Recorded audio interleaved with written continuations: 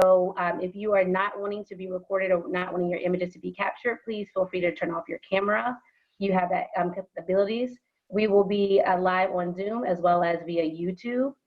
Please use the chat box should you have any questions or concerns. And again, thank you for joining us today. And I would like to introduce David Vine, who will lead us in our welcome. Welcome, everyone. Thank you again for joining us at whatever hour it is during the day or night for you, wherever you are in the world. We are really happy and excited to share this together and to welcome you to the official launch of the COVID-19 Global Solidarity Manifesto. We should say we are happy and excited at a time when we realize that many people have a great deal of sadness in their life. So we send our condolences and support as a coalition to everyone who has been touched by COVID-19. Thank you, first of all, to everyone who's already signed the manifesto. Nearly 3,000 people have signed in a short period of time, and we consider everyone who has signed already to be a member of our coalition, a member of this movement that we're building. We invite anyone who has not signed to do so at our website, which is www.covidglobalsolidarity.org, www.covidglobalsolidarity.org. On the website, you'll find translations of the manifesto in 18 languages: Arabic, Catalan, Chinese, Danish, English, German, Greek, Filipino, Finnish, French, Italian, Japanese, Korean, Haitian Creole, Portuguese, Ryukyuan, Spanish, and Vietnamese. It's an impressive list, and thanks to the hard work of people around the world, and really a symbol of all the hard work that has gone into the manifesto already. On the subject of language, we should say that Arabic, Spanish, and French will be spoken today, but we apologize in advance that the event is primarily in English. We're working to make future events and our work generally more inclusive by providing translation and events hosted in other languages. For today, we appreciate your understanding, especially if English is not your first language. There are four main purposes of today's event. First, to share the manifesto publicly with the world. Second, to introduce you to some of the coalition, some of the members of the coalition, some of the people who have written the manifesto. Third, to answer your questions about the manifesto. Fourth, to hear your thoughts and ideas for action and next steps so that we can make the demands of the manifesto a reality. At any point during the event, as Sinead said, we invite you to share your ideas and your questions in the chat box at the bottom of the Zoom screen. You can also share your ideas and questions by emailing our Gmail address, covid19globalsolidarity@gmail.com. That's covid19globalsolidarity@gmail.com, as well as on the contact page of our website, www.covidglobalsolidarity.org. I'm going to quickly, in the spirit of inclusivity, linguistic inclusivity, speak in French and translate what I just said. Again, there'll be other languages to follow. I will say a quick bonjour, bon camarade, hello in Mauritian Creole, Mauritian, and then we'll turn things over to Chie Miyagi. Merci beaucoup pour votre attendance à tout moment du jour dans toutes les parties du monde.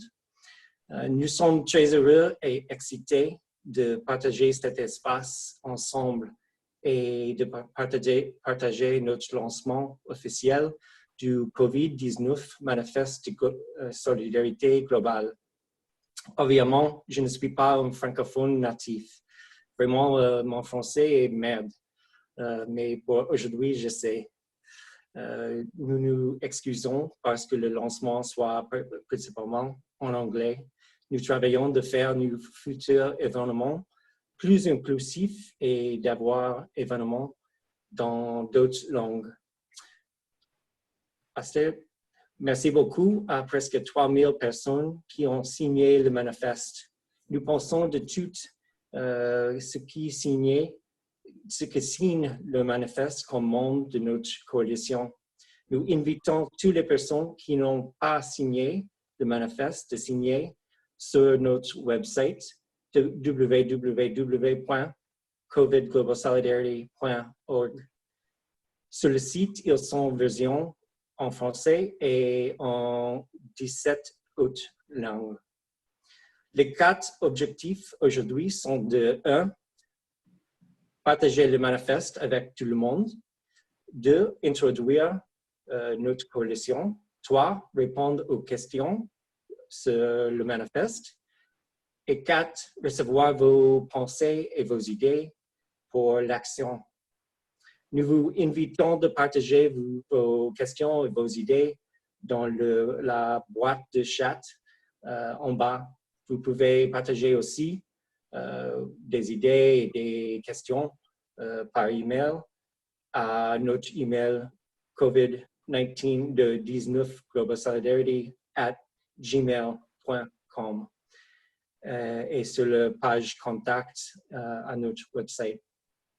Merci encore et j'ai envie d'introduire Sunshine Chie Miyagi, une activiste d'Okinawa qui jouera une chanson traditionnelle d'Okinawa sur la liberté. Let me again thank you and turn things over to Sunshine Chie Miyagi, Okinawan activist who will share with us a traditional Okinawan song on the themes of liberty and freedom from oppression and all forms of violence.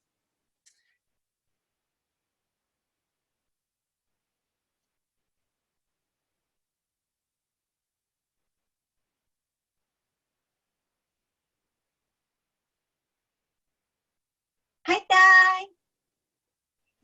小さいの花。Hi, Tai! David, thank you for introduction.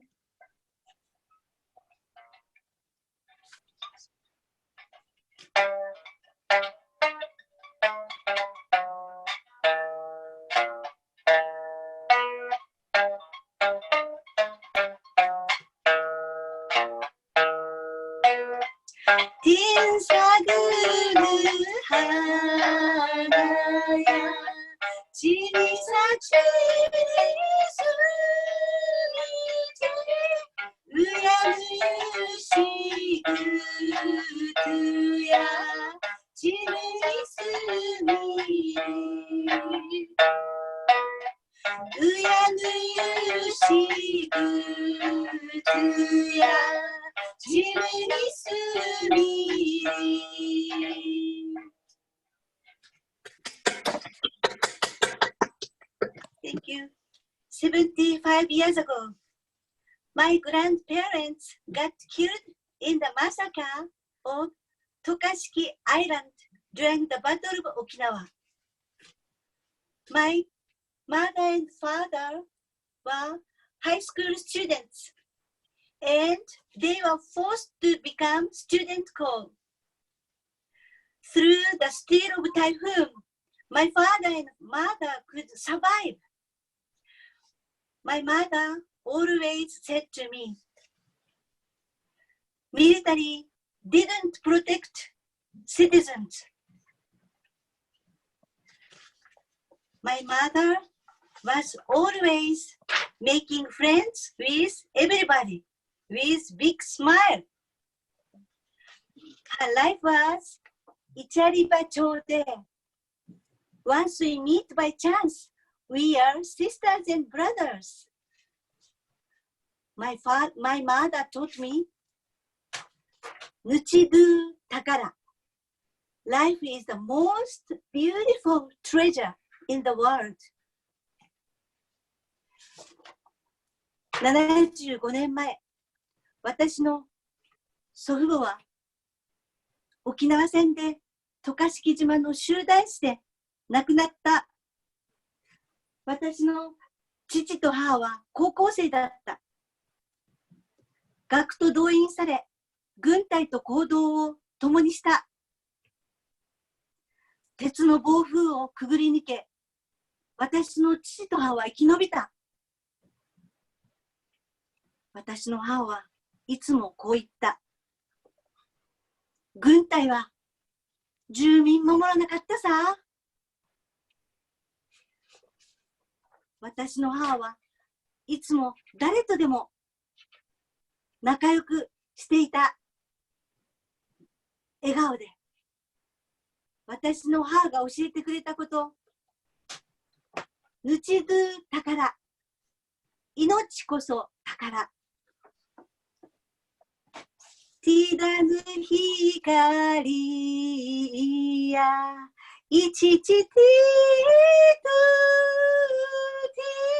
kunushikenu nuchi ya muru nuchidu takara kunushikenu nuchi ya muru nuchidu takara.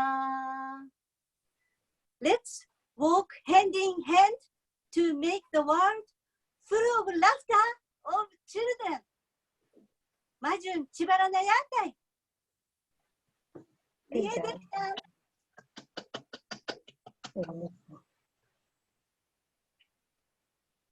Arigatou gozaimashita. Thank you, Sunshine, for that beautiful expression. I would now like to introduce Sarah Block, who will share more about our coalition members.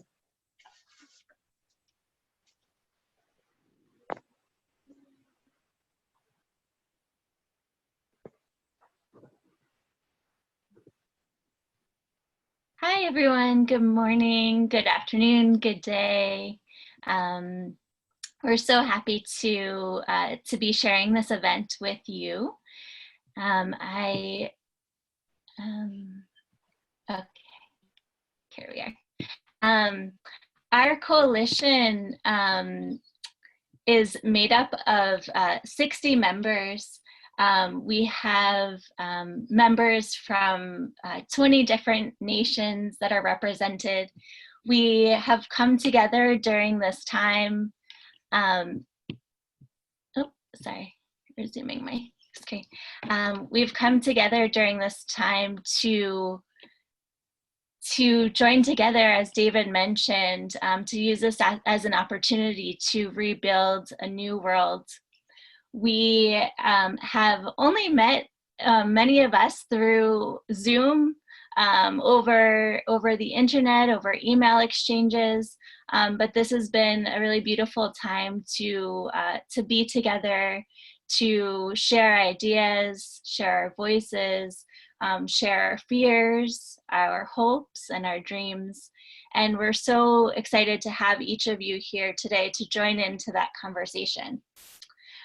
We, as coalition members, come from various industries and backgrounds, from authors, artists, nonprofit leaders, educators, activists, students, journalists, mothers, fathers, brothers, sisters, immigrants, people, professionals, paraprofessionals, and volunteers. I also want to quickly share what I just shared in Spanish as well. Somos miembros de esta coalición. Somos como 60 personas en la coalición, de más o menos como de 20 países que están representados. Somos parte de varias profesiones como autores, artistas, activistas, periodistas. Somos madres, padres, hermanos, somos inmigrantes, estudiantes, maestros, y somos muy agradecida a tener todos aquí con nosotros, compartiendo ideas, nuestros sueños, nuestros miedos, y que todos estamos juntos en este momento. So we will now have testimonials from our coalition members in English, Spanish, and Arabic to share why they signed the manifesto and why they are members. Ahora vamos a tener testimonios de nuestros miembros de la coalición en los idiomas de inglés, árabe y español. So now I turn it over to Francisco.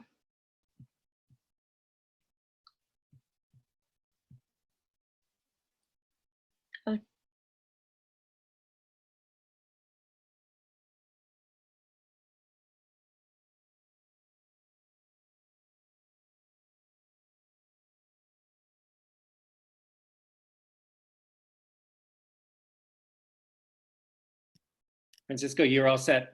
Okay. Hello, everyone. Thank you for joining us. It's a real pleasure to be part of this coalition.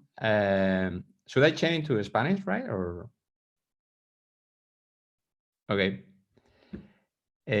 Bueno, es un placer participar de esta coalición. Creo que es fundamental en estos momentos de gravísima pandemia que exista esta coalición a nivel internacional para levantar las conciencias y las inquietudes de toda la gente que pensamos que es posible y necesario, fundamental, un mundo mejor, un mundo que piense más allá del beneficio económico, un mundo que piense en las personas y que ponga las prioridades en la salud. Porque si algo ha quedado claro después de esta pandemia es que las privatizaciones médicas y el interés por el interés deja desprotegidos cuando ocurre una catástrofe como esta. Además, quisiera añadir que esta puede ser la última o de las últimas oportunidades para esta alianza internacional. Creo que la naturaleza nos está mandando señales. Somos conscientes también, y además hay estudios científicos que lo corroboran, que esta pandemia se ha visto propiciada en parte por esa devastación de la naturaleza, por esa destrucción de los espacios naturales que se están produciendo. El cambio climático no va a desaparecer, sino que es una amenaza también inminente y que está ahí. Así que probablemente, como decía, now or never, ¿no? Ahora o nunca, y es tiempo de actuar porque la madre naturaleza nos está dando un mensaje muy claro en ese sentido. Esto no es broma, este virus volverá, desgraciadamente, se prevé que vuelva, si no mutado con otras variedades, y tenemos que estar preparados porque esta crisis ya va a dejar un reguero de muerte y de destrucción enorme, pero una segunda sería mucho peor, muy difícil y muy dura para sobre todo las poblaciones más vulnerables. Así que es tiempo de la acción y tiempo de la alianza internacional. Gracias.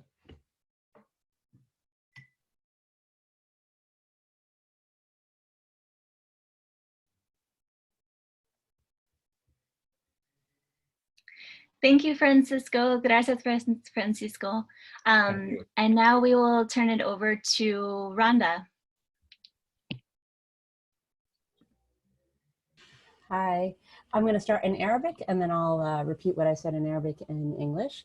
مرحبا، أنا اسمي رندا سرحان، أنا أستاذة علم الاجتماع، أصلي من فلسطين، خلقت بلبنان وربيت بأكثر من بلد. بعتبر حالي من كل مكان ولا مكان، وهيك ليش برتاح حوالي مجموعات مختلطة. لما تعرفت على هاي المجموعة بالذات حسيت إني لقيت ناس بهمهم الإنسانية ولكل الناس والعدالة لكل الناس في العالم. مش مهم اللغة اللي نحكيها ولا الأعمار ولا الجنسية ولا الدين ولا وين ساكنين. المهم لهاي المجموعة بقلبهم إنه العدالة للكل وبيحترموا الكل. وأنا برحب بكم وبرحب فيكم لكلكم أنتوا تتضامنوا معنا. شكرا. Hi, my name is Rhonda Sirhan, and I'm a sociologist and an academic and a third-generation Palestinian refugee who was born in Lebanon and whose family left shortly after the start of the Civil War. I was raised in several countries, which meant that I belonged everywhere and nowhere, and I'm most comfortable in spaces that lack boundaries and include a diversity of identities.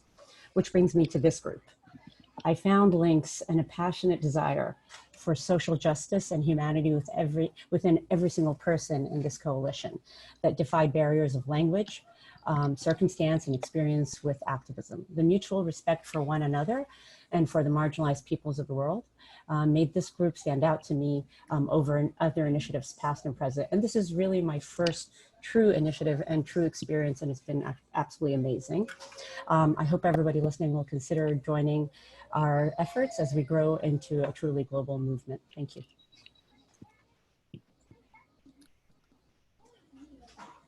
Thank you, Rhonda.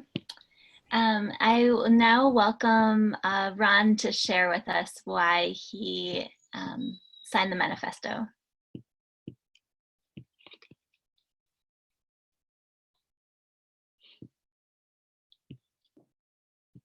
Hi, Ron, we can hear you. You can hear me? Yes. Okay. I joined the coalition because its manifesto and multinational roots are what I see as necessary for the human race to thrive. The manifesto recognizes all our fundamental needs for survival, providing opportunities to realize a fulfilling life for self and in commonwealth. It combines the morality and vital need to end all warring and planet pollution, embracing us all as worthy beings, and does so without dogma or adherence to any specific ideology or political party as a collective. I'm Ron Ridenour. I was born in the US military empire, and I've been fighting for 6 decades in many lands for what the manifesto stands for. And most of what I believe in is in my big book called The Russian Peace Threat, Pentagon on Alert. Ahora en español. Me uní a la coalición de solidaridad porque su manifesto y sus raíces multinacionales son lo que considero necesario para que la raza humana prospera. El manifesto reconoce todas nuestras necesidades fundamentales de supervivencia, brindando oportunidades para realizar una vida plena para uno mismo y en la mancomunidad. Combina la moralidad y la necesidad vital de poner fin a todas las guerras y la contaminación de la planeta, abrazándonos a todos como seres dignos, y lo hace sin dogma ni adhesión a ninguna ideología o partido político específico. Soy Ron Ridenour, nací en el Imperio Militar de Estados Unidos y estoy luchando 6 décadas con las mismas cosas que quiere el manifesto. Mi libro más importante se llama, en inglés, The Russian Peace Threat, Pentagon on Alert. Muchas gracias.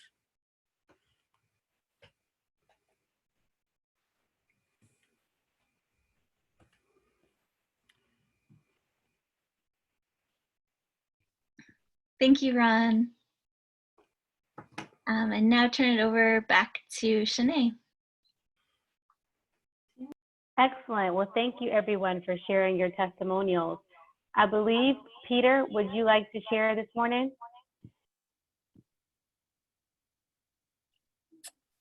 Yes, I would. Thank you. Thank you. One could almost say that I was born an activist. I was raised in the shadow of the Holocaust. My earliest memories were of my parents and grandparents sitting around the table talking about all the relatives who died in the Holocaust. And I learned very early on that to not confront evil and injustice was a terrible mistake. So I became active in the civil rights movement. I joined the NAACP when I was 12, Congress of Racial Equality when I was 13, became very active in the anti-Vietnam War movement as a student, and since then I've been active in fight against social injustice, anti-war movement, anti-nuclear movements. And what this coronavirus made so clear was how obvious the inequities and injustices were. All the things that I believed in were now being played out in front of us. And what we're seeing is the ravages of 4 decades of neoliberal economic policies. Friedrich Nietzsche once said, in individuals, insanity is rare, but in groups, parties, nations, and epochs, it is the rule. And I look now at a world in which the richest 8 people have more wealth than the poorest 3.8 billion people, a world in which we're ravaging our plundering natural resources, a world in which we're destroying the rainforests. And we look at a world that's so insanely militarized. It was Martin Luther King who said that a country that continues year after year to spend more on military defense than on programs of social uplift is approaching spiritual death. Well, as a species, we're not just approaching spiritual death, we're also approaching physical death. And we're confronting three existential threats: the pandemics and health crises, the global warming, environmental crisis, and the nuclear crisis. The bulletin of atomic scientists put the hands of the doomsday clock at 100 seconds before midnight.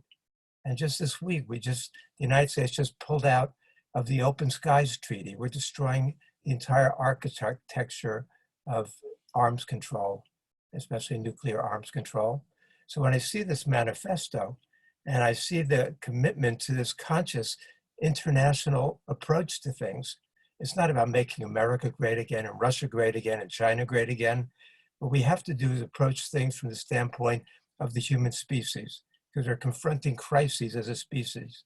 What happens to somebody in Wuhan affects people all over the world, and that's becoming more and more evident. So I love the opening line of our manifesto. The COVID-19 crisis has revealed the urgency of changing global structures of inequity and violence. What I like about this is we're not just treating the symptoms.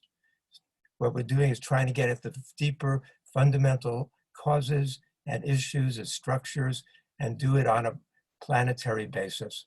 So that's why I see this as a very hopeful effort to actually bring people together around the world to solve our common problems as a human species.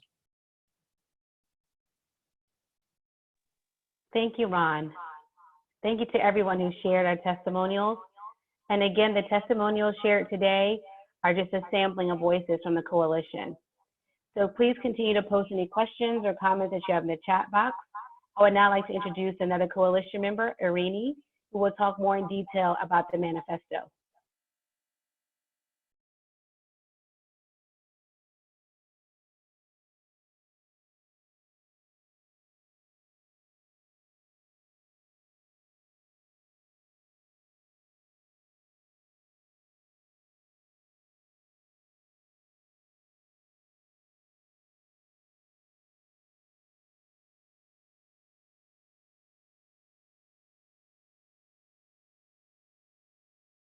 Okay, hi, hello everyone. Thank you for joining us. My name is Irini and I'm originally from Greece. Καλησπέρα στους φίλους που είναι στην Ελλάδα ή μιλούν ελληνικά. So I will talk a little bit more about our manifesto, which we created a little over a month ago. And as you heard, it's gathered by now over 3,000 signatures. As you heard already, initially we came together to address our individual worries about insecurity and isolation, but very quickly our conversation developed into one about the bigger questions about safety, health, and community that the pandemic made so clear and so urgent, and not just for each one of us, but for everyone across the world. So without reading the whole manifesto, which you have on the screen right now, I will highlight some of our demands to show the kind of vision that they articulate. And that is a vision of cooperation that aims at health, safety, equality, and peace for all human beings. And not just for the current moment, as Peter also brought up, but also and emphatically long-term. So with our manifesto, we ask for protection of health workers and universal healthcare for all, for major steps to be taken to our peace and security across the globe. And this must include the lifting of all sanctions, a ceasefire in all conflicts, closure of military bases, cessation of military exercises, and abolition of nuclear weapons. We ask for full protection of all, and especially of the most vulnerable populations across the world, irrespective of gender and sexual orientation, ethnic background, class, citizenship status, age, or ability.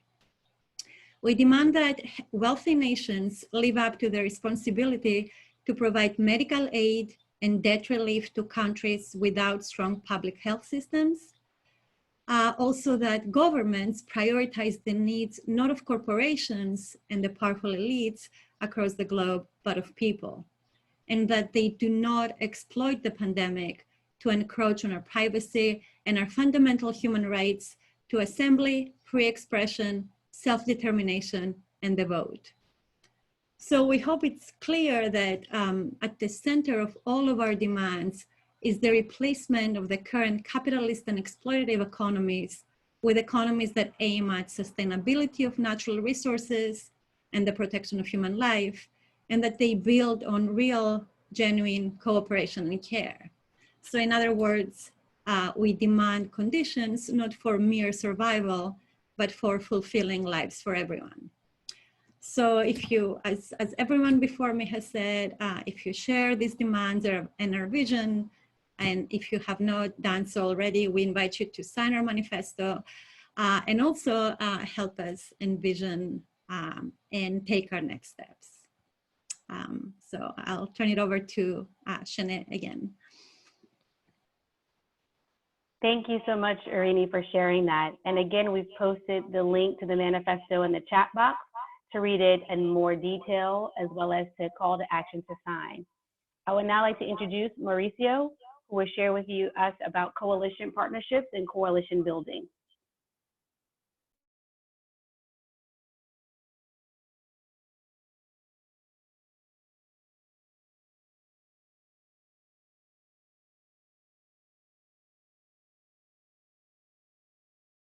Good morning. Just had to unmute myself. Hola, здравствуйте. My name is Mauricio Alexander Cherney. I'm from La Ciudad de Mexico, Washington, D.C., and for the last 20 years, New York City. I'm a performing artist and activist, as well as a graduate student at the School of International Service at American University in the International Peace and Conflict Resolution Program, and now a member of the COVID-19 Global Solidarity Coalition. The coalition is a collective working group who shares some number of goals with other coalitions and movements, and we're looking forward to continue building with you and our organizational signatories, groups who've signed the manifesto, which you can find at covidglobalsolidarity.org. The current organizational signatories are Article 9 Canada, Code Pink, Council on Hemispheric Affairs, Global Network Against Weapons and Nuclear Power in Space, the International Peace Research Association, Manhattan Project for a Nuclear-Free World, Unitarian Universalists for a Just Economic Community, and Veterans for Peace. There are other organizations and collectives who've been in contact with us based on recommendations and referrals, and those include the members of the Cross-Border Feminist Manifesto, Mobilizing Women for Peace in Korea, Common Action Forum, Development, Women of Color Advancing Peace and Security, Common Action Forum, and Demand Progress, among others. These coalitions and partnerships that we're beginning to build and to address the challenges we're currently facing globally, they're valued and they're very important to us.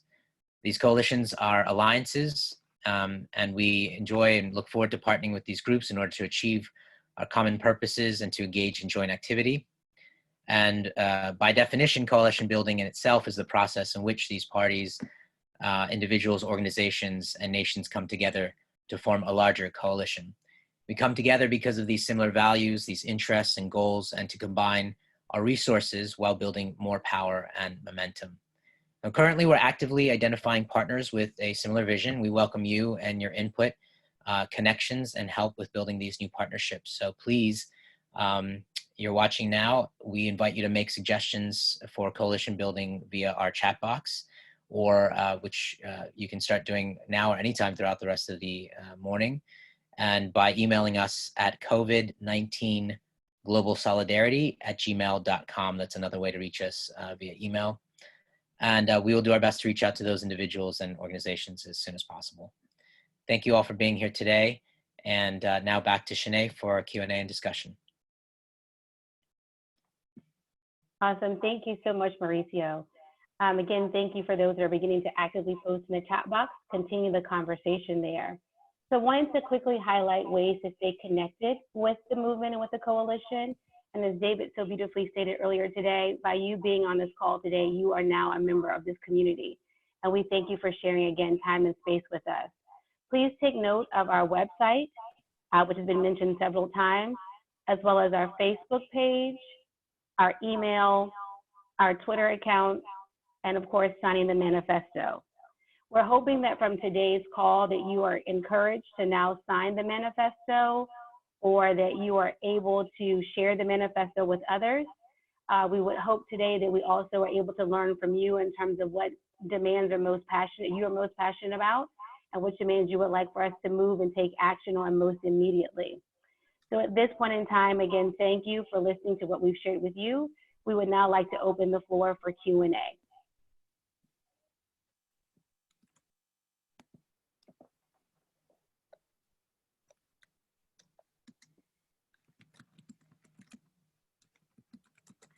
Are we unable to mute? Are individuals able to unmute themselves so they're able to speak if they have a specific question?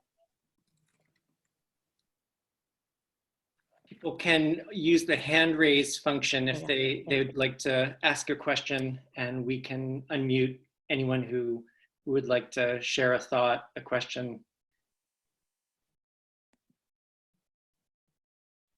Agreed. Thank you, David.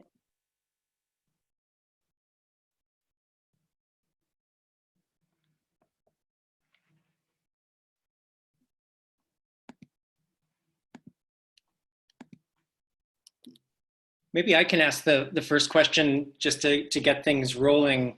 I think to me, the central question and one of the main motivations for our wanting to hold this event is to figure out how do we make these demands a reality?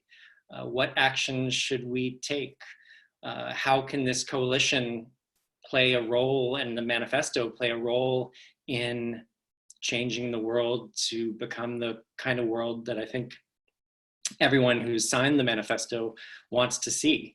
So I'm curious for coalition members, people who are joining us for the first time, what concrete actions should we take next?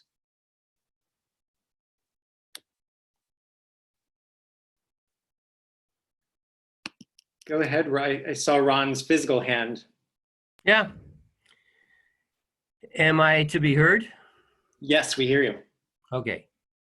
I think that everybody who signs these 9 points is agreed to 2 key questions. For me, it's always the question of, do you decide to murder somebody or not? Which means, do you decide that your country is going to go in war? Now, I don't know of a country, actually, that ever asked its citizens whether or not they want to go to war. And then there are a lot of people, myself included, who think that the climate damage is another of the major 2 problems. It seems to me that we could unite people who want both. That's to say, world peace, no nuclear war, no wars that are existing today. And the COVID-19 has this kind of like secondary advantage in that there's less war, and there's less murdering going on. But of course, the evil world is preparing to start more wars when COVID-19 allows them to do that. And of course, militarization and wars create more pollution. So it seems to me that we could combine these 2 in protest and resistance in a myriad of ways. That this could be a core of what we stand for. And this obviously affects all the other points in our manifesto. If we don't continue to have wars, if we don't continue to pollute the earth, then we have more resources and money, et cetera, for health for everybody, et cetera. So I would propose in some way that we put this as a major point for unity, and when we're able to come out in large numbers, which is beginning to happen, that we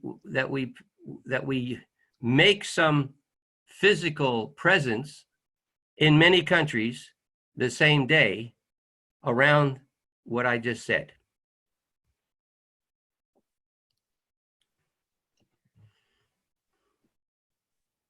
I see Matt Meyer's hand, but I thought I would just read some of the questions and comments we're getting in the chat box. And again, please share your thoughts, your questions, your ideas in the chat box. Who are we sending this manifesto to? One of the questions. It would be great to connect this to the developing general strike movement in the US. Very similar demands. And another of our members, again, because we consider everyone who has signed a member, and anyone who's here today, you are a member of this movement. In the US, there are non-traditional chambers of commerce and business organizations that are not so rigidly conservative. It is right to ask organizational entities like that to join this effort. And surely there are similar organizations around the world that we could ask. Let me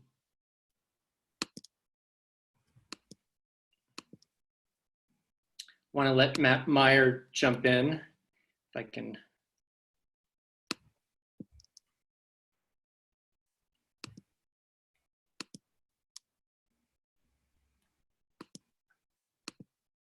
I think one of you has, there we go. David, thank you, and thank you all of you.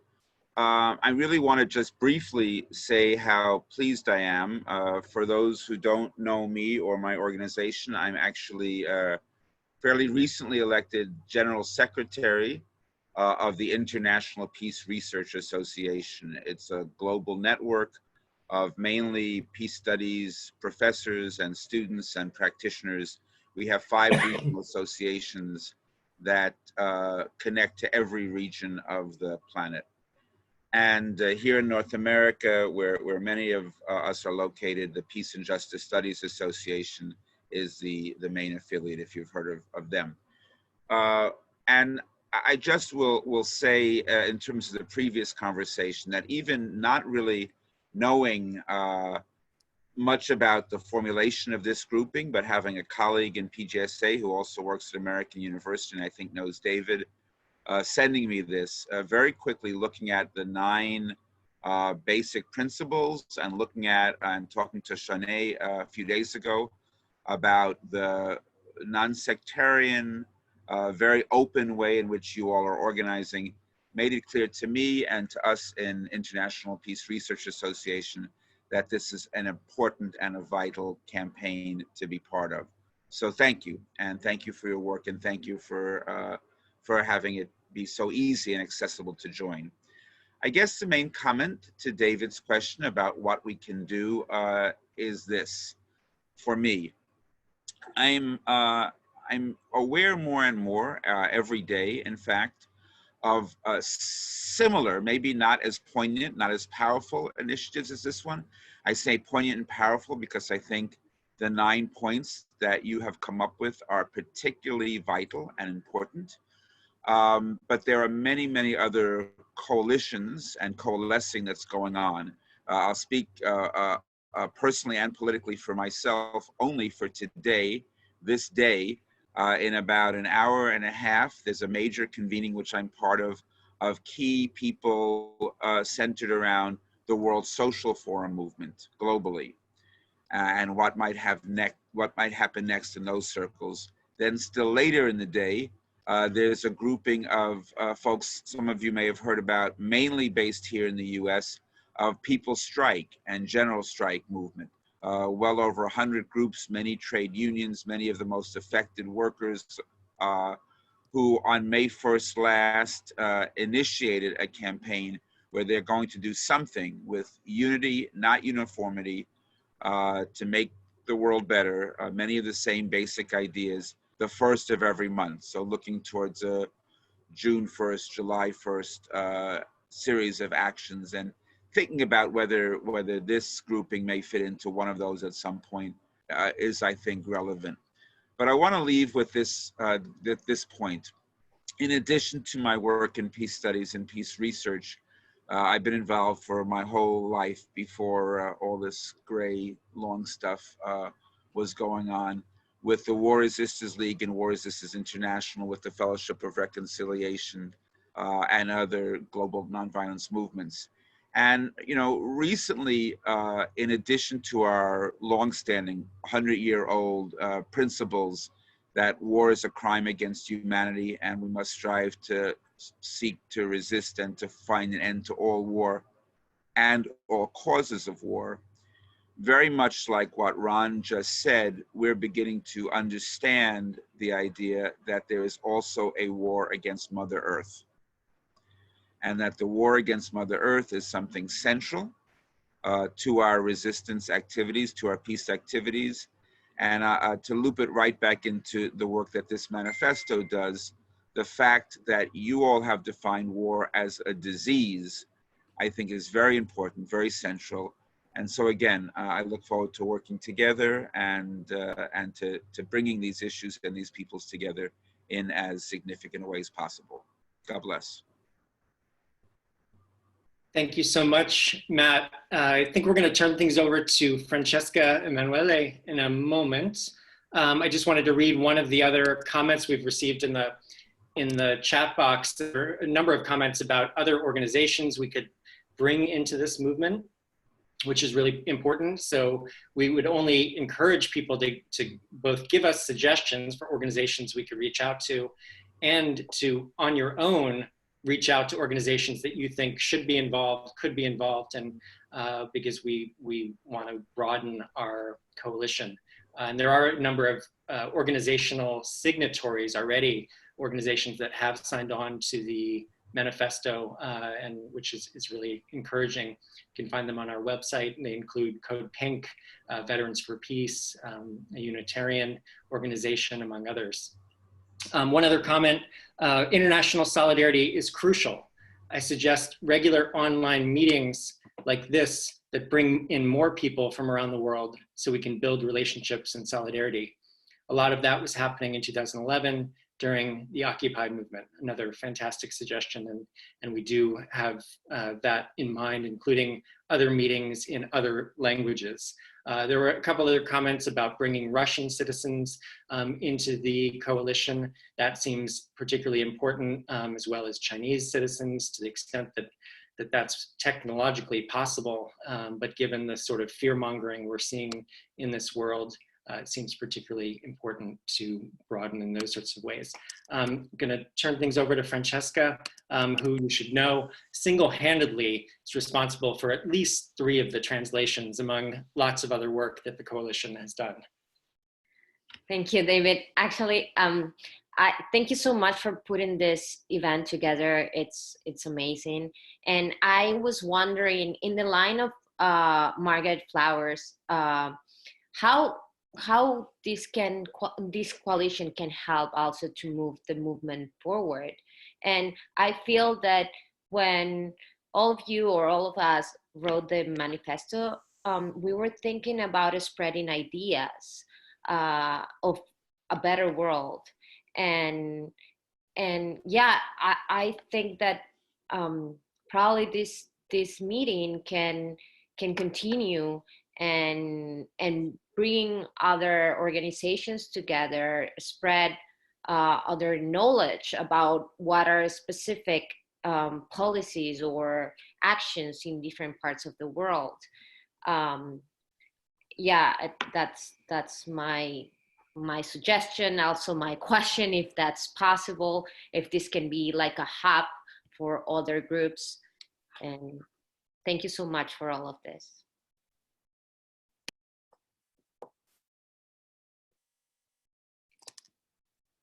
Does anyone want to respond to Francesca's question and I think a really good one about what function this coalition can play, what role?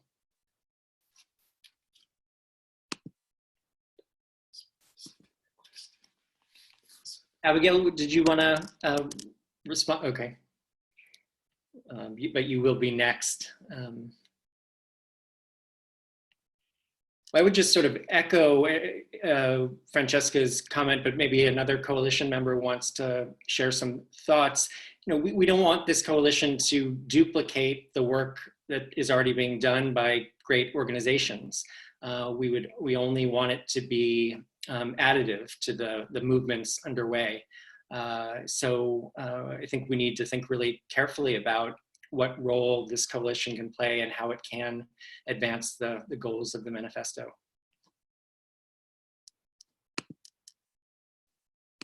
Harry, it looks like did you have a response to those sorts of, to Francesca's question? Yes. Can you hear me? Can you hear me? Yes, we can. Okay, great. Yes, Francesca is right on. We desperately need to perform a function, and the function, I think, is to bring people together. And this is really the only hope we have, is large numbers of people coming together, having a conversation about what we have to do next. It's not a matter of what we should do, it's what we have to do. We are really threatened, as Peter mentioned, by three major existential threats. And we either do this together, we come together, or we end up in a terrible another Holocaust. And so the issue is how can we come together? How can we have the conversation that we absolutely need? And it has to be quite significantly different from what we offer in the mainstream media of the United States and around the world. So it's a serious project that we're taking on, and I, as a member of the group, hope. This is why I joined this group, because it was seriously taking on the task that's at hand, and it has to be transnational, it has to be international. And I thank Francesca and everyone who's involved and everyone who's interested in joining for having this awareness.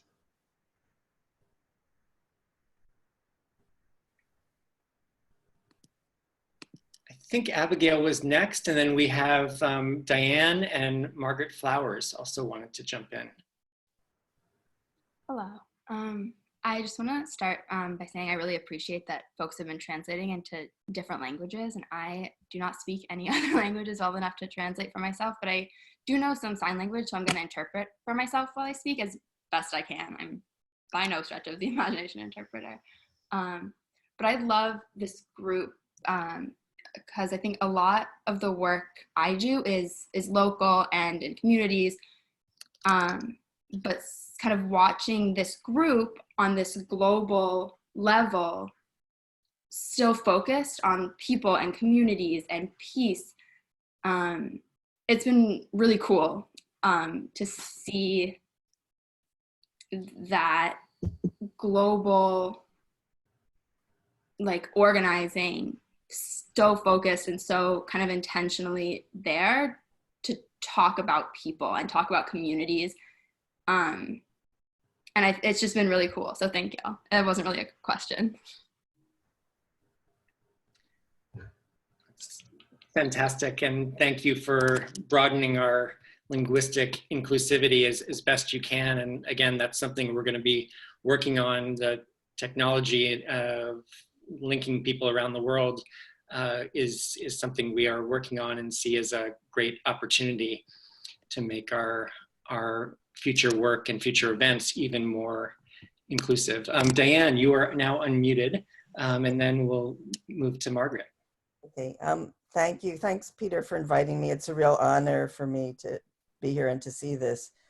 I'm involved with, I'm the US convener of an organization called Transcend International, a network of conflict transformation, also psychologists for social responsibility and mediators beyond borders who could join. And you know, I spent my lifetime involved in these issues also, especially the nuclear issue, which is how I know Peter Kuznick. When this first happened, the COVID in the beginning, I could see the potential for global transformation and consciousness, but also there's you know, the rising the opposition, the control for domination and forced vaccinations of everybody on the planet and manipulation of fear. And one of the things that I've studied in my lifetime is the psychological manipulation of fear, like driving people to war. And I think this is a very promising initiative. And one thing I want to emphasize is, instead of being mostly, I mean, I don't sense a lot of anti-energy, but more to create solutions and be positive and show ways to do things. Many years ago, I met a man, Richard Wendell Fogg, who had the Center for the Study of Conflict. And one of the things he said to me, he said, we shouldn't talk about abolishing war, but replacing war. And one of the things that Transcend does, or that we, in conflict transformation, that any conflict, you know, we can look at creative win-win strategies, or it's looking at what the causes are. So there's a concept of second order change in systems theory that I learned in family therapy, that instead of dealing with a symptom, trying to get rid of the symptom, is first order change, but dealing with the underlying causes is second order change. And sort of like, what do the parties want? What is the conflict about? What are basic human needs? Identify legitimate goals. So they're whole strategies. I think we need to build structures and systems that answer the problem better. Also, one thing about the military is that they're the best organized system, like, say, at least in the United States, like to deliver food or to build things or to create things. So maybe to think of ways to evolve, or to at least elements in the military that can be used towards problem solving. And people who join, many of them are devoted and want to be heroic and save lives. So maybe just ways of transforming these issues. So that's why I wanted to say, just let's be, you know, solution and show something better that's more attractive, that people can understand. But we also have to deal with the manipulation of fear and mystification, like psychology, like presenting forms of exploitation as forms of benevolence. So there's a whole psychological strategy, which is what I'm interested in. But thank you so much for doing this. And, you know, I'm eager to participate any way that I can. Thank you so much, Diane. I loved all your comments and fantastic ideas. I think, Margaret, are you, and then I see Enzo's hand as well. Enzo and Netta, fantastic. Margaret, you should be unmuted. Great, can you hear me? Yeah. Okay, thank you. I'm Margaret Flowers. I'm the co-director of Popular Resistance with my partner, Kevin Zeese. And we've been talking about for a while that the 2020s would be a decade of real potential for transformation because of all these crises. We talked about the climate crisis and wars and poverty and wealth inequality. We never anticipated that the changes would start to come so quickly. We thought we had a little more time in the 2020s to organize. And for the past few years, we've had a free school on social transformation to help prepare people for how changes occur and to understand, you know, various roles and tasks and how the opposition behaves. So I offer that. It's at popularresistance.org. But in terms of what, you know, David's question about what can this coalition do, and it always has to be a question of, you know, capacity. And I think a strength of this coalition is that you've already demonstrated your ability to reach people internationally. And so my suggestion to start out with would be, let's focus on meeting, you know, once a month or whatever, you know, time period you decide is appropriate. And in between those meetings, continue to do outreach to people and organizations around the world and see if we can really start to grow this and get some momentum and legs to it. It seems like you have some already, but I think that's kind of where I would start off with. And then, you know, from there, with people sharing what they're doing in their communities, but just having this solidarity, I think, is really important. Then, you know, who knows from there where, you know, what capacity we can build to actually get more visibility for this manifesto, to use it as a uniting platform that brings groups together to do solidarity actions, perhaps pick targets to focus on, you know, those types of things. But that would be my suggestion for now. Thank you. Fantastic. Thank you, Margaret. I think I love those suggestions. And again, concrete suggestions are most appreciated. Enzo, I think you should be unmuted now, and Netta, it's great to see you. Hi, good to see you all. Hello. One thing I would like to say first about this meeting, but even the previous, but much more evident now, there is a common link among everybody, that is the passion that you can feel in every speech, in every expression of everyone. There is this passion to see the world working better, to see basic elementary rights to be allowed to people. And there is also, unfortunately, a common negative aspect, that is many of the talks are connected to the cancer we have in the planet of the military bases and the military bases abroad, something that brought us together even 10 years ago, and through a long experience.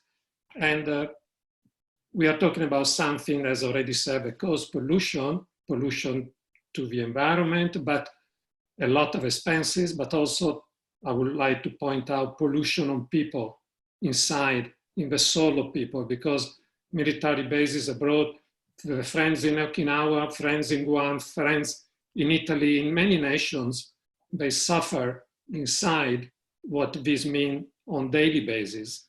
And all this we know is taken away from making the life, the health, the instructions, education more democratic, more achievable for everybody. And I think it is a tragedy when in these days, year 2020, someone gets sick and in addition of being worried from being sick, it has to worry, do I have the money to pay for my cure? And this is unbelievable. This shouldn't be. And like the manifesto says, if half, but it would be nice to say all, but let's say half of the military expenses would be transferred into health and Medicare, will be an unbelievable change in millions of people will have a right to smile and to feel better, And I think we need to take this COVID is an opportunity, because it's waking up a lot of people that maybe were a little bit falling more relaxed about campaigning or about thinking about what is right. And truly is a great opportunity to turn the engine on as many humans, as many friends we can, because there is a lot to do. And this is the perfect moment in the tragedy to give extra strong impulse to make a thing change, because we cannot carry on this way. There are too many millions of people who need help and too many millions wasted every day. Thank you so much, Enzo. I appreciate always your words and wisdom, and in some ways, this meeting probably wouldn't have happened were it not for Enzo and Netta and the anti-military base movement in Vicenza, Italy, that has linked with other anti-base movements around the world. See a couple folks, Kevin and then Peter, but I did want to read a couple of the comments and questions from the chat box, which again, we encourage people to use. We'll be saving all the ideas there and building on them. One comment said, yes, I think a definite mission and goal is needed for the coalition. Another, war, poverty, domination, exploitation, and other problems so brilliantly identified in the manifesto are all necessary products of capitalism. The concentration of ownership of the entire world in a few hands. The antidote to capitalism, in my opinion, is democracy. Bottom-up organization and institutions that focus on the public interest, on the equal distribution and stewardship of the world, restoration of the commons, yet democracy is not mentioned in the manifesto.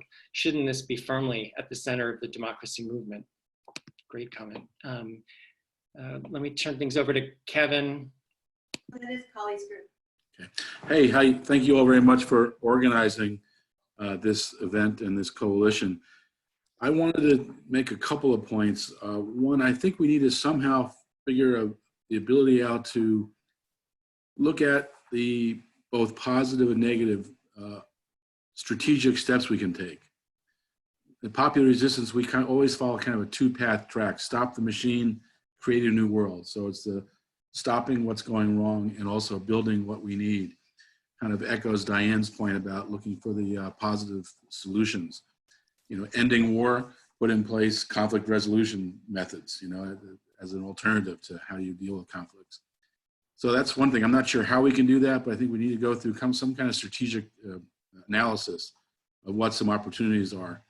And then the second thing I wanted to mention was there are lots of unfortunate opportunities for raising issues.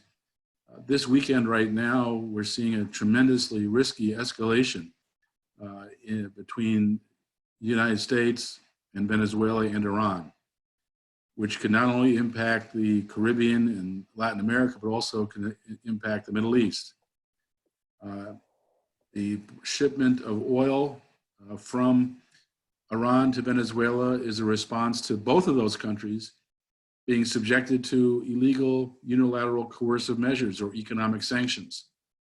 And maybe this coalition is not yet formed enough to respond to the coalition, but people who are involved in this coalition should really see what they can do in the next few days to write about, social media about, network about, get the, whatever we can to stop this escalation from occurring, because it could be a really disastrous escalation.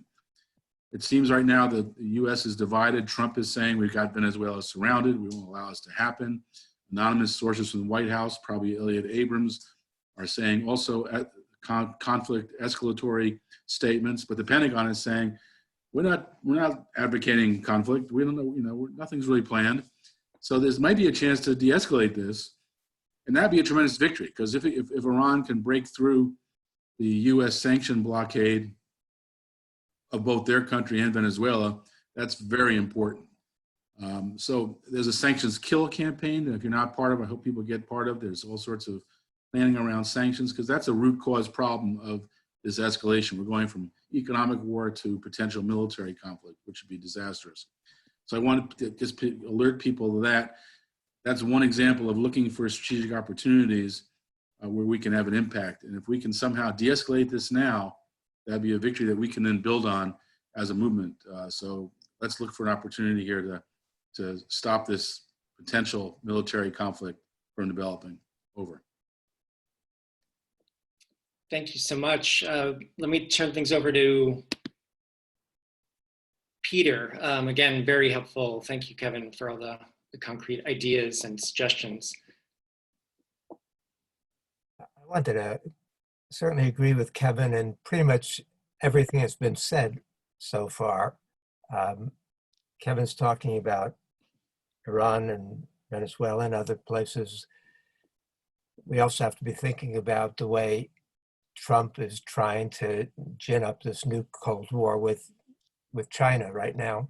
I mean, what's so important, there were a lot of comments about having to bring Russians more actively involved in this, which we certainly are trying to do. There's something very global about what we're talking about. And I just want to refer to a few things that people have said. Enzo was talking about the base movement that unites us. That certainly is one of the things that the anti-base movement unites us. The fact that David spearheaded this effort, that David has now replaced Chalmers Johnson as the world's leading expert on military bases overseas. If anybody's not familiar with David's wonderful book, Base Nation. I am going to jump in and say I did not put him up to this. David doesn't have to. I'm a huge fan of his. But there's the anti-base movement that unites us. There's the anti-nuclear movement that unites us. We're talking about war and peace issues. So what we're seeing is that the pandemic is not only a tragedy and a crisis, but it's also an opportunity, because it's making people so much more aware of their interconnectedness and the deep structural flaws that are affecting all of us. Margaret mentioned, talking about the 2020s. I hadn't thought of it that way, but I like that way of thinking about it. Arthur Schlesinger, famous historian, used to say that history worked in 30-year cycles, and that the 1920s, 1950s, 1980s, 2010s were the conservative decades. And he said that the 30s, the 60s, the 90s, and the 20s would be the progressive decades. Well, somehow we missed the 90s, but I like the idea of turning the 2020s into one of these progressive decades. And I think what we're doing that's unique is our very conscious, deliberate internationalism, and the ability to see these things as those kinds of global issues, but also the principles in our manifesto seem to be things that can inform all of these different movements. Because as David and others have said, there are lots of great movements out there. And the kind of response that I've been getting in some of the media work that I've been doing is that people all over love these principles. And we don't have the muscle yet, although I think we should be expanding as a group. And so if everybody could bring in 2 more people to our next meeting, we can start to expand geometrically, exponentially. But not that we're necessarily an organization that's going to be out on the front lines, although we can be as individuals, maybe as an organization, but we have these principles that can inform other groups, and we can be a kind of universal clearinghouse. We can be getting people in touch with each other and trying to broaden their perspectives to get at these underlying fundamental structural issues that we all seem to understand is at the root of what we're dealing with. Thank you so much, Peter. Again, I didn't put him up to that, although I probably now need to put a check in the mail.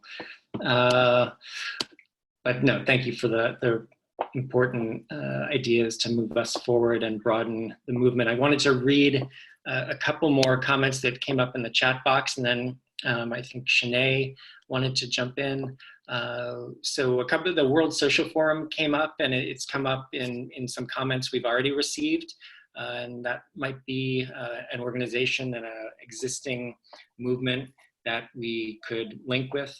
Another comment said, one approach would be to ask entities to name which side of the stated demands they stand on. This would give a reason to face every and any entity.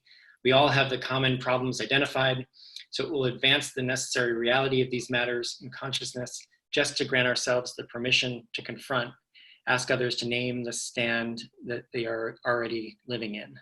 And then another comment reads, it's time for a humanity machine, in contrast to the machines of war, I believe.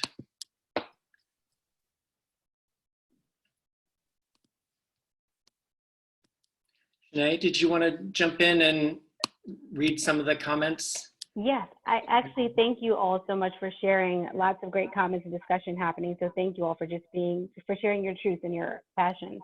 2 things I wanted to address is that someone mentioned earlier in response to who to share this with, and I think you share it with anyone that you think would appreciate it or someone that you think that might need it.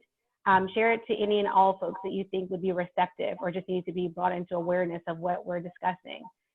Secondly, I wanted just to address in terms of, I know Matt said something very nicely earlier in terms about looking for not uniformity, but unity. And so I believe that the manifesto definitely is a great piece that allows for multiple demands. So you may not be in complete agreement with all 9, but it's very important to pick which demands truly resonate with you and that you feel that you are passionate about or committed to. And so I really, back to, I believe Ibo made this statement, that yes, I would encourage us all to take a stand on at least one demand that really resonates with us, that we really feel passionate about. And we would love for you to be able to do that. We have a survey that we would like to capture some of the comments that have been shared today. And one of the questions included in that is about demands. Which demand most passionately resonates with you, and what specific action would you like to take or like to see happen in regards to that demand? So we'll add the link in the chat box again for the survey. So we would appreciate that feedback so that we can continue developing and creating spaces like this. I think that seems to be a common thread to continue to come together, potentially monthly, or the frequency still to be determined. But please continue to share your feedback and your comments via the survey and via the chat box.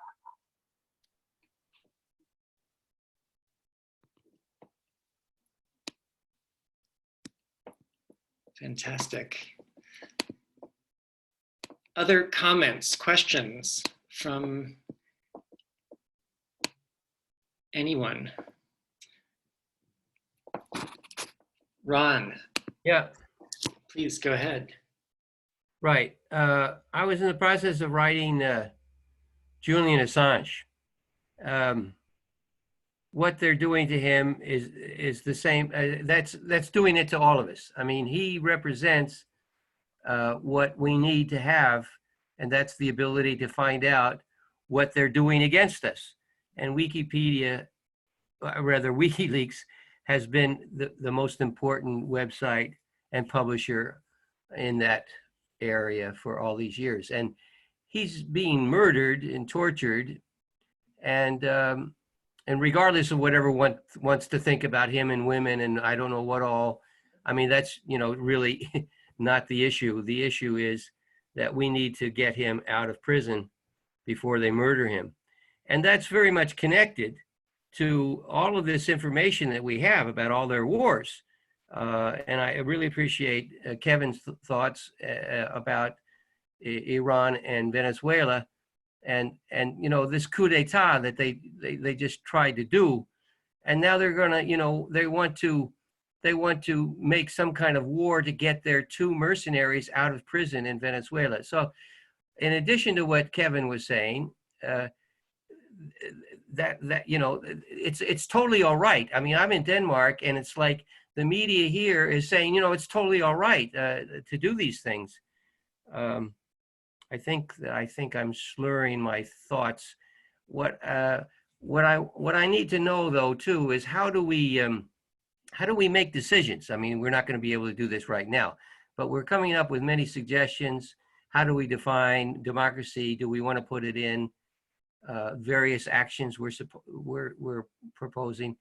At some point soon, we need to brainstorm. How are we going to make these important decisions, and how are we going to start some actions around whatever? Thank you, Ron.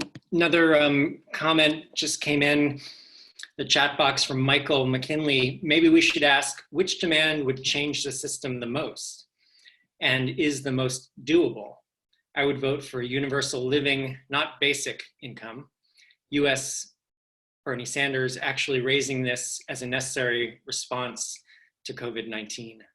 And I think there are certainly people in other parts of the world who are raising the issue of a universal living wage and living income indeed.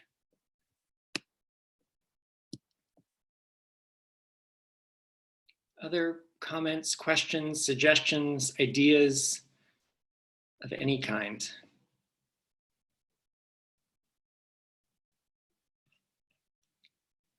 Well, I'm sorry, Harry. Oh, that's okay. Yeah, I think a dagger in the heart of the system that we have is to ask the question: is competitiveness for over survival? Is this the way that we will advance human kind, or will it lead us to where we're going? So, should we raise the stakes by asking, is not a cooperative system, is that not a better way to go, and to have that debate and that discussion just endlessly. The left has the advantage on this issue. It's just that we don't, of course, we don't control the media, but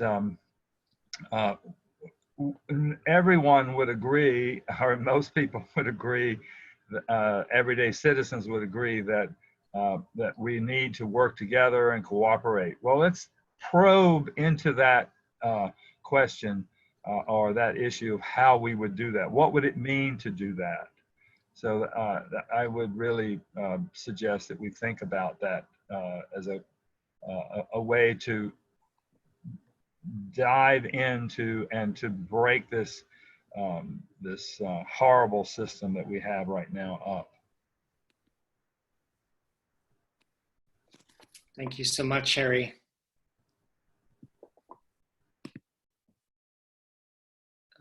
Another question came in. I see Diane's hand.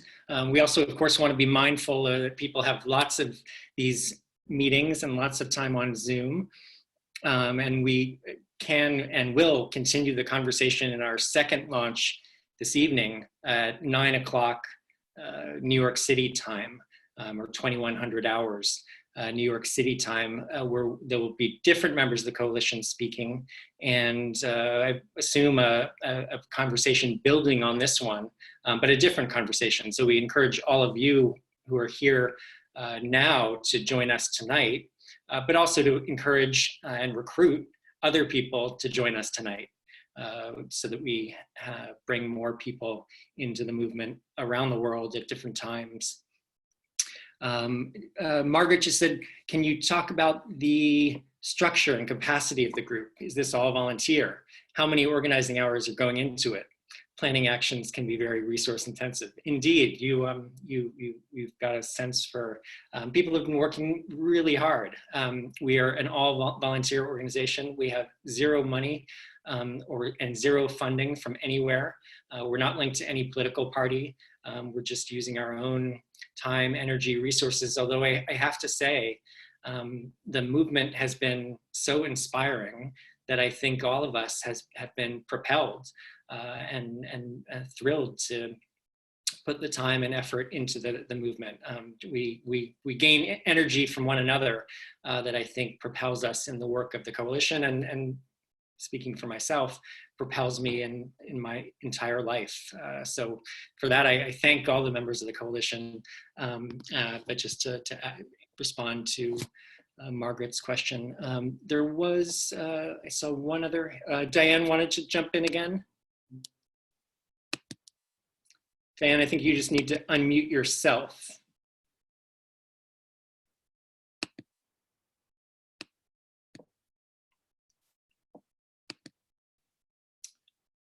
Try unmuting yourself in the bottom left-hand corner where, yeah. There you go. Okay, it said I couldn't. Okay. One thing to keep in mind that'll give us more power is language, messaging, and framing. The more compelling language we use, the more people we'll reach, and the fewer people that will alienate. And also, there's a guy that I heard interviewed, Anand Giardidis. People may be familiar with him, but I heard part of an interview with him on the NewsHour, and also he was on Amy Goodman. And I think we should bring him into this. But one thing he was talking about is, like, we have binary, like capitalism and socialism. And one thing I know about Bernie's campaign and talking to Trump supporters is that people freak out. The term socialism is highly charged. And one thing he said is, like, you know, when I go to work in the morning, I'm driving on the roads, that's socialism, but everything on the roads is capitalism. Or I have a job, you know, for 40 years at IBM, that's capitalism. And when I retire, it's socialism.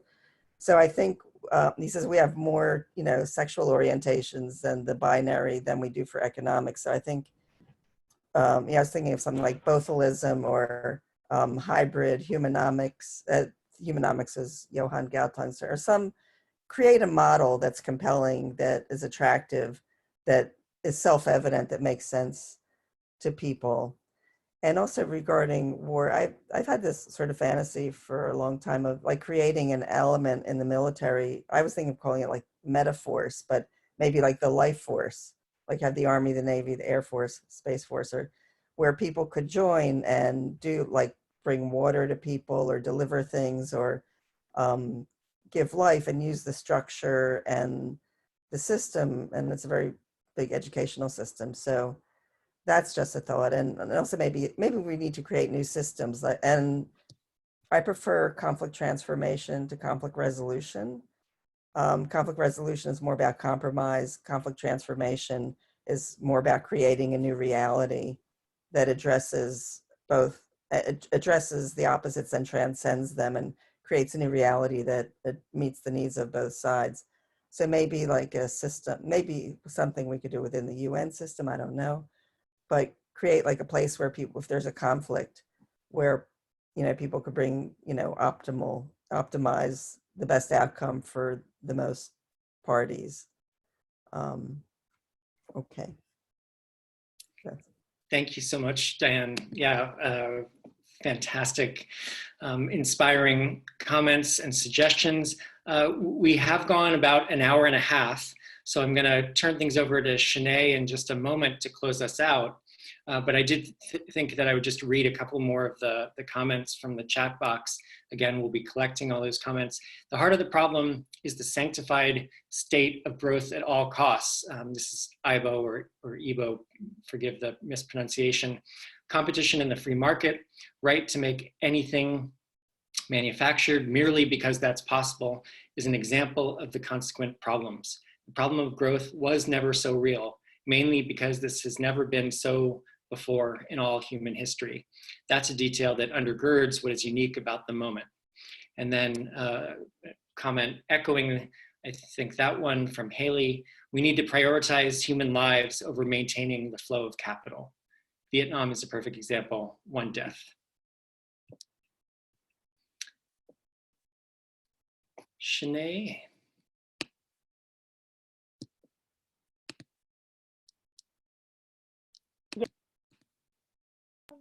Okay, perfect. Thank you all. Thank you. We've also attached the link again in the chat box if you are interested in registering for tonight's event or the next event at 2100.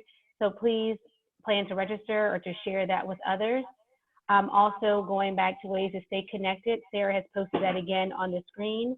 So please make note of our web. We can reach us via the web, also via Facebook, direct email to us. I think there's a typo, there should not be a .org after the gmail.com. And of course, the Twitter, we've adjusted that with the new Twitter handle. And then of course, continue sharing and signing the manifesto. Again, thank you all for sharing time and space with us today. We have noted all of your suggestions and recommendations in our chat box. Thank you to all of our presenters and speakers today. Thank you to the coalition, and for those of you that are now new coalition members, we are most thankful and most humbled by your presence today, and we look forward to building a better and stronger world with each of you. So thank you.